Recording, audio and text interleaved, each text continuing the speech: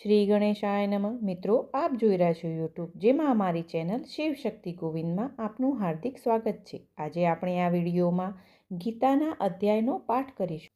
કૃષ્ણાય વાસુદેવાય હરયે પરમાત્મને પ્રણત ક્લેશનાશાય ગોવિંદાય નમો નમઃ. ઓમ શ્રી પરમાત્મને નમઃ. મોક્ષ સંન્યાસ યોગ નામનો 18મો અધ્યાય. અર્જુન બોલ્યા, હે મહાબાહો, હે અંતર્યામી, હે વાસુદેવ, હું સંન્યાસના તેમજ ત્યાગના તત્વને જુદું જુદું જાણવા માંગુ છું.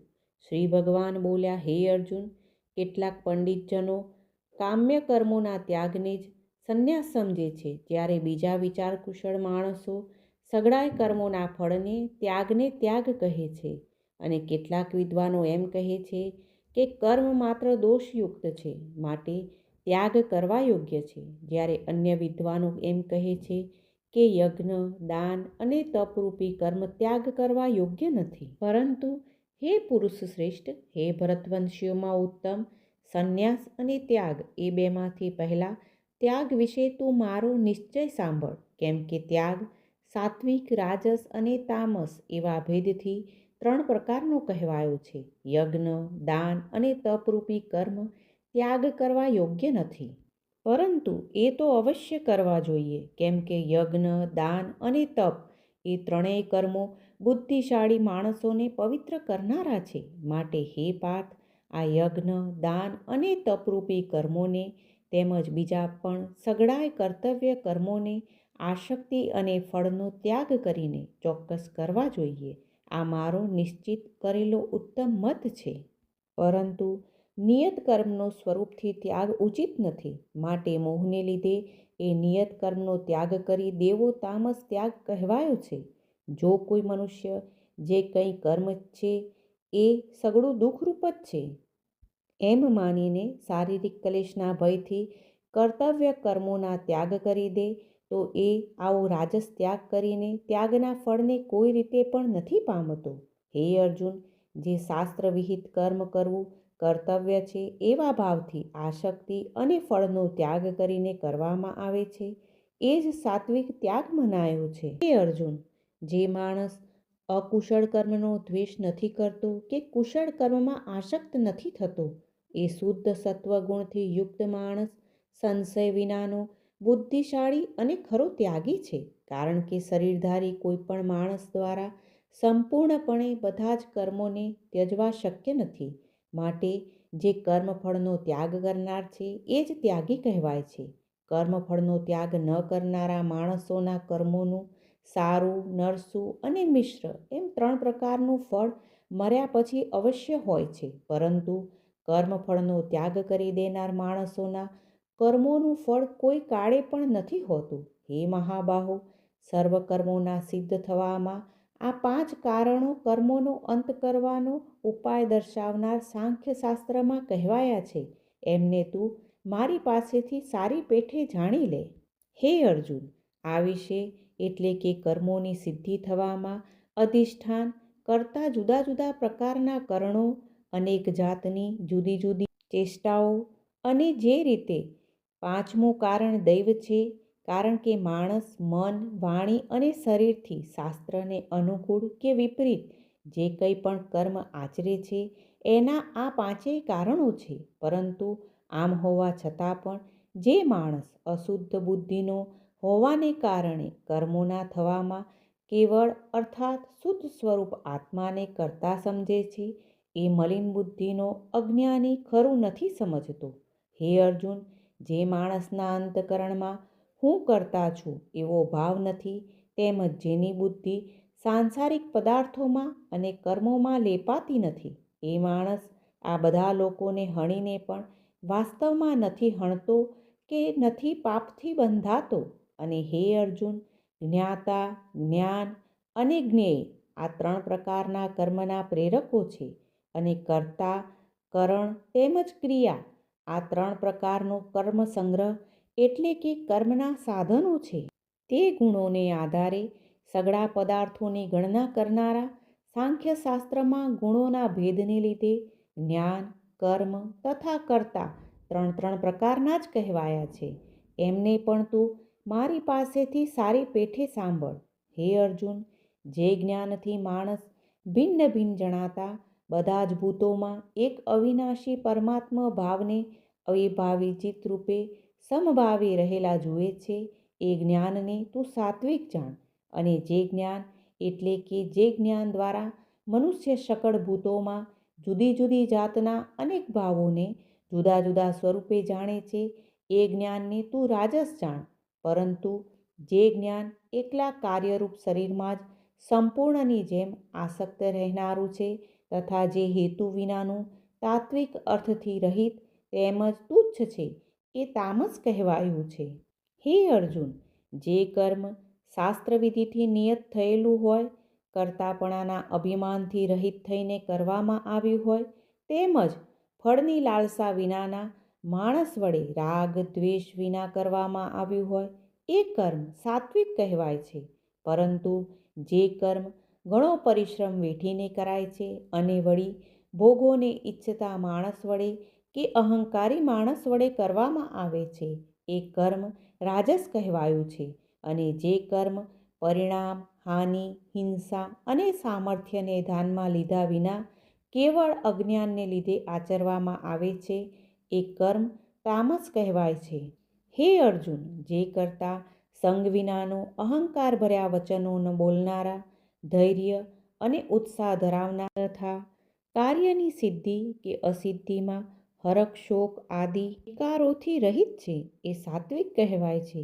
જે કરતા આસક્તિ ધરાવનાર, કર્મોના ફળની લાલસા રાખનાર, લોભી, બીજાને કષ્ટ આપવાનો સ્વભાવ ધરાવનાર, અશુદ્ધ આચરણ રાખનાર તેમજ હરખ શોકથી લિપ્ત છે, એ રાજસ કહેવાયો છે. અને જે કરતા પોતાને વશમાં ન રાખનાર, અશિક્ષિત, ઘમંડી, શઠ, બીજાની આજીવિકાનો નાશ કરનાર, શોક કરનાર, આળસુ અને દીર્ઘસૂત્રી છે, એ તામસ કહેવાય છે. તથા હે ધનંજય, હવે તું બુદ્ધિ તેમજ ધૃતિનો પણ ગુણો અનુસાર 3 પ્રકારનો ભેદ મારા વડે સંપૂર્ણપણે વિભાગપૂર્વક કહેવાતો સાંભળ. હે પાર્થ, જે બુદ્ધિ પ્રવૃત્તિ માર્ગ અને નિવૃત્તિ માર્ગને, કર્તવ્ય તેમજ અકર્તવ્યને, ભય અને અભયને તથા બંધન અને મોક્ષને યથાર્થપણે જાણે છે, એ બુદ્ધિ સાત્વિક છે. હે પાર્થ, માણસ જે બુદ્ધિ દ્વારા ધર્મ અને અધર્મને તથા કર્તવ્ય અને અકર્તવ્યને પણ યથાર્થપણે નથી જાણી શકતો, એ બુદ્ધિ રાજસી છે. અને હે પાર્થ, તમોગુણથી ઘેરાયેલી જે બુદ્ધિ અધર્મને પણ આ ધર્મ છે એમ માની બેસે છે તથા એ જ પ્રમાણે બીજા સઘળા પદાર્થોને પણ અવળા માને છે, એ બુદ્ધિ તામસી છે. હે પૃથાપુત્ર, જે અવ્યભિચારિણી ધારણ શક્તિથી માણસ ધ્યાન યોગ દ્વારા મન, પ્રાણ અને ઇન્દ્રિયોની ક્રિયાઓને ધારણ કરે છે, એ ધૃતિ સાત્વિકી છે.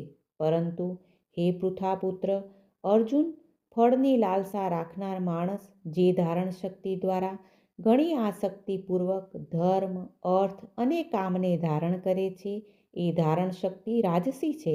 તથા હે પૃથાપુત્ર, દુષ્ટ બુદ્ધિનો માણસ જે ધારણ શક્તિ દ્વારા નિંદ્રા, ભય, ચિંતા અને દુઃખને તથા ઉન્મત્તપણાને પણ નથી છોડતો પણ પકડી રાખે છે, એ ધારણ શક્તિ તામસી છે. હે ભરત શ્રેષ્ઠ, હવે 3 પ્રકારના સુખને પણ તું મારી પાસેથી સાંભળ. જે સુખમાં સાધક માણસ ભજન, ધ્યાન અને સેવા આદિના અભ્યાસ વડે રમણ કરે છે અને જેથી દુઃખોના અંતને પામી જાય છે, જે આ જાતનું સુખ છે, એ શરૂઆતમાં જો કે વિષ જેવું જણાય છે, પણ પરિણામે અમૃત જેવું છે. માટે એ પરમાત્મા વિષયક બુદ્ધિના પ્રસાદમાંથી ઉપજનારું સુખ સાત્વિક કહેવાયું છે. જે સુખ વિષય અને ઇન્દ્રિયોના સંયોગથી થાય છે, એ શરૂઆતમાં ભોગકાળમાં અમૃત જેવું જણાતું હોવા છતાં પરિણામે વિષ જેવું છે. માટે એ સુખ રાજસ કહેવાયું છે. તથા જે સુખ ભોગકાળે તેમજ પરિણામે પણ આત્માને મોહિત કરનારું છે, એ નિંદ્રા, આળસ અને પ્રમાદમાંથી જન્મેલું સુખ તામસ કહેવાયું છે. પૃથ્વી પર, આકાશમાં કે દેવતાઓમાં અથવા એ સિવાય ક્યાંય પણ એવો કોઈ પણ જીવ નથી જે આ પ્રકૃતિમાંથી જન્મેલા 3 ગુણોથી મુક્ત હોય. માટે હે પરંતપ, બ્રાહ્મણો, ક્ષત્રિયો, વૈશ્યો તથા શૂદ્રોના કર્મો સ્વભાવમાંથી ઉપજેલા ગુણો દ્વારા વિભક્ત કરવામાં આવ્યા છે. અંતઃકરણનો નિગ્રહ કરવો, ઇન્દ્રિયોનું દમન કરવું, ધર્મના પાલન કાજે કષ્ટ સહેવું, બાહ્ય ભીતરથી શુદ્ધ રહેવું, બીજાના અપરાધોને ક્ષમા આપવી, મન, ઇન્દ્રિય તેમજ શરીરને ઋજુ સ્વભાવના રાખવા, વેદો, શાસ્ત્રો, ઈશ્વર અને પરલોક આદિમાં શ્રદ્ધા રાખવી, વેદશાસ્ત્રોનું અધ્યયન તથા અધ્યાપન કરવું અને પરમાત્માના તત્વને અનુભવવું, આ બધાય બ્રાહ્મણના સ્વાભાવિક કર્મો છે. શૂરવીરપણું, તેજ, ધૈર્ય, નિપુણતા તથા યુદ્ધમાં પણ ન ભાગવું, દાન આપવું અને સ્વામીભાવ, આ બધા ક્ષત્રિયના સ્વાભાવિક કર્મો છે. ખેતી, ગોપાલન અને ખરીદવા વેચવા રૂપી સત્ય વ્યવહાર, આ વૈશ્યના સ્વાભાવિક કર્મો છે. તથા સર્વ વર્ણોની સેવા કરવી શૂદ્રનું પણ સ્વાભાવિક કર્મ છે. અને આ પોતપોતાના સ્વાભાવિક કર્મમાં તત્પરતાપૂર્વક જોડાયેલા માણસ ભગવત પ્રાપ્તિ રૂપી પરમ સિદ્ધિને પામી જાય છે. પોતાના સ્વાભાવિક કર્મમાં માણસ જે રીતે કર્મ કરીને પરમ સિદ્ધિને પામે છે એ ઉપાયને તું સાંભળ. હે અર્જુન, જે પરમેશ્વરથી સગળા પ્રાણીઓની ઉત્પત્તિ થઈ છે અને જેનાથી આ આખું જગત વ્યાપેલું છે, એ પરમેશ્વરની પોતાના સ્વાભાવિક કર્મો વડે પૂજા કરીને માણસ પરમ સિદ્ધિને પામી જાય છે. માટે સારી રીતે આચરવામાં આવેલા બીજાના ધર્મ કરતાં ગુણ વિનાનો છતાં પણ પોતાનો ધર્મ ચડિયાતો છે. કેમ કે સ્વભાવથી નિયત થયેલું સ્વધર્મરૂપી કર્મ કરતો માણસ પાપને નથી પામતો. માટે હે કૌંતેય, દોષયુક્ત હોવા છતાં પણ સહજ કર્મને ન છોડવું જોઈએ. કેમ કે ધુમાડાથી અગ્નિની પેઠે સગળા કર્મો કોઈને કોઈ દોષથી યુક્ત છે. હે અર્જુન, સર્વત્ર આસક્તિ રહિત બુદ્ધિ ધરાવનાર, સ્પૃહા વિનાનો તેમજ જેણે અંતકરણને જીત્યું છે એવો માણસ સાંખ્ય યોગ દ્વારા પરમ નૈષ્કર્મ્ય સિદ્ધિને પામે છે. માટે જે જ્ઞાનયોગની પર નિષ્ઠા છે એ નિષ્કર્મ્ય સિદ્ધિને જે પ્રકારે પામીને માણસ બ્રહ્મને પામે છે એ પ્રકારને હે કુંતીપુત્ર, તું સંક્ષેપમાં જ મારી પાસેથી સમજ. હે અર્જુન, વિશુદ્ધ થયેલી બુદ્ધિથી યુક્ત, પચવામાં હલકો, સાત્વિક અને નિયમિતપણે ખોરાક ખાનાર, શબ્દાબ્દી વિષયોને ત્યજીને એકાંત તેમજ શુદ્ધ દેશનું સેવન કરનાર, સાત્વિક ધારણ શક્તિ દ્વારા અંતકરણ અને ઇન્દ્રિયોને સંયમિત કરીને મન, વાણી તથા શરીરને વશમાં રાખનાર, રાગ દ્વેષને સંપૂર્ણપણે નષ્ટ કરીને યોગ્ય રીતે દઢ વૈરાગ્યનો આશરો લેનાર તથા અહંકાર, બળ, ઘમંડ, કામ, ક્રોધ અને પરિગ્રહને છોડીને નિરંતર ધ્યાન યોગને પરાયણ રહેનાર, મમત્વ વિનાનો અને શાંત માણસ સચ્ચિદાનંદ ઘન બ્રહ્મમાં અભિન્ન ભાવે સ્થિત રહેવાને પાત્ર બને છે. પછી એ સચ્ચિદાનંદ ઘન બ્રહ્મમાં એકાત્મ ભાવે સ્થિત પ્રસન્ન મન યોગી ન તો કોઈના માટે શોક કરે છે કે ન કશાયની આકાંક્ષા કરે છે એવો બધાય પ્રાણીઓમાં સમભાવ રાખનાર યોગી મારી પરમ ભક્તિને પામી જાય છે. એ પરાભક્તિ દ્વારા એ યોગી મુજ પરમાત્માને હું જે છું અને જેવા પ્રભાવનો છું બરાબર એવો ને એવો તત્વથી જાણી લે છે. એ ભક્તિના પ્રભાવે મને તત્વથી જાણીને તત્કાળ મારામાં પ્રવેશી જાય છે. અને મારે પરાયણ થયેલો કર્મયોગી સગળા કર્મોને સદા કરતો હોવા છતાંય મારી કૃપાથી શાશ્વત અવિનાશી પરમપદને પામી જાય છે. માટે હે અર્જુન, સગળા કર્મોને મનથી મારામાં અર્પીને તેમજ સમબુદ્ધિરૂપી યોગને આશ્રય રહીને તું મારે પરાયણ અને નિરંતર મારામાં ચિત્ત પરોવનાર થા. એ પ્રમાણે મારામાં ચિત્ત પરોવનાર થયેલો તું મારી કૃપાથી બંધાય સંકટોને વિના પ્રયત્ને પાર કરી જઈશ. અને જો અહંકારને લીધે મારા વચનોને નહીં સાંભળે તો નાશ પામીશ, એટલે કે પરમાર્થથી ભ્રષ્ટ થઈ જઈશ. અને જે અહંકારનો આશરો લઈને તું એમ માની રહ્યો છે કે હું યુદ્ધ કરીશ નહીં તારો આ નિશ્ચય મિથ્યા છે, કેમ કે તારો સ્વભાવ તને બળજબરીથી યુદ્ધમાં જોડશે. હે કુંતી પુત્ર, જે કર્મને તું મોહને લીધે કરવા નથી ઈચ્છતો એને પણ પોતાના સ્વાભાવિક કર્મથી બંધાયેલો પરવશ થઈને કરીશ. કારણ કે હે અર્જુન, શરીરરૂપી યંત્ર પર આરૂઢ થયેલા સઘળાય પ્રાણીઓને પોતાની માયાથી એમના કર્મો પ્રમાણે ભમાવતો અંતર્યામી પરમેશ્વર સર્વ પ્રાણીઓના હૃદયમાં રહેલો છે.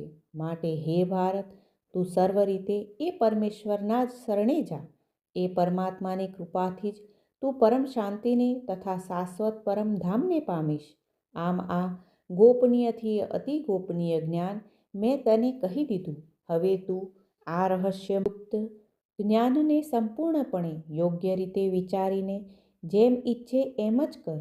આટલું કહેવા છતાં પણ અર્જુનનો કોઈ ઉત્તર ન મળવાને કારણે શ્રી ભગવાન ફરી બોલ્યા કે હે અર્જુન, સઘળા ગોપનીય વચનોથી અતિ ગોપનીય મારા પરમ રહસ્યયુક્ત વચનને તું હજી પણ સાંભળ. તું મને ઘણો પ્રિય છે, માટે આ પરમ હિતકારી વચન હું તારા માટે ફરીથી કહું છું. હે અર્જુન, તું મારામાં મન પરોવનાર થા, મારો ભક્ત બની જા, મારું પૂજન કરનાર થા અને મને પ્રણામ કર.